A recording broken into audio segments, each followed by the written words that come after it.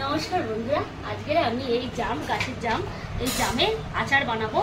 আটিগুলো ফেলে মিক্সচারে পেস্ট করে পুরো বাতাসা দিয়ে আমের আচার আপনারা দেখতে থাকুন কিভাবে বানাতে যায়। আগে প্রথমে এই জামগুলোকে আটিগুলো বার করে নিতে হবে। এই আটিগুলো ফেলে দিতে হবে। এই আমার জামের আটিগুলো ফেলে দেওয়া হয়ে গেছে। এই যে গাছটা আছে এটা আমরা মিক্সচারে পেস্ট করবো, একদম তলতলে হয়ে যাবে। তারপরে আমি আচারের পর্বে যাব। এই বন্ধুরা, আমার এই জামটাকে আমি মিক্সচারে পেস্ট করে নিয়েছি, পুরো একদম দইয়ের মতন হয়ে গেছে। এবারে আমি যে যে উপকরণ লাগবে, আমার বাতাসা লাগবে, এটা বাতাসা দিয়েই আচারটা করব।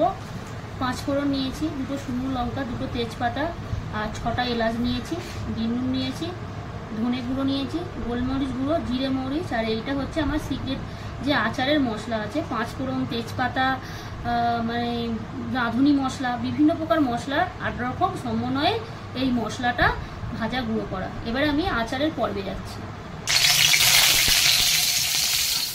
বন্ধুরা, এই আমার তেল গরম হয়ে গেছে, ফোড়ন দেবো শুকনো লঙ্কা, তেজপাতা আর এই 5 ফোড়ন এলাচ। এটা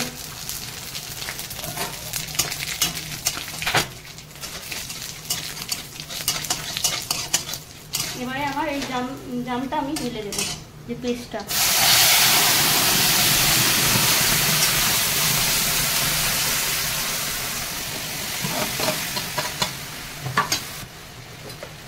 এই আচারে একটু হলুদ লাগবে, আর এই বিন নুনটা দিয়ে দিচ্ছি কেন আগে নরম হয়ে যাবে।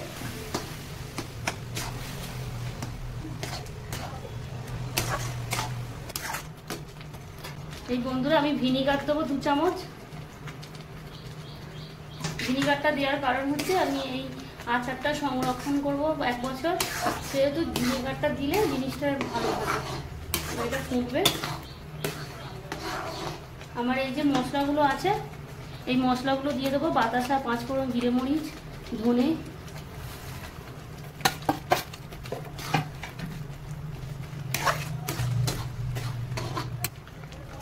এই যে জামের জুসটা ছিল আমি এই জুসটাই দিয়ে দেবো, এক্সট্রা কোনো জল দেবো না। নেড়ে আমি ঢাকা দিয়ে দেবো 10-15 মিনিট পরে।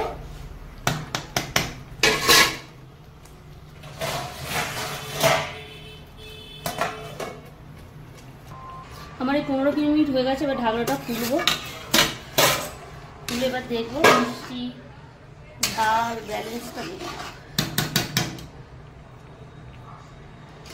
ঠিক আছে।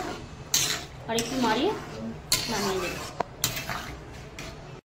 বন্ধুরা, জাম রেডি হয়ে গেছে। এইভাবে আপনারাও বানাবেন। ধন্যবাদ।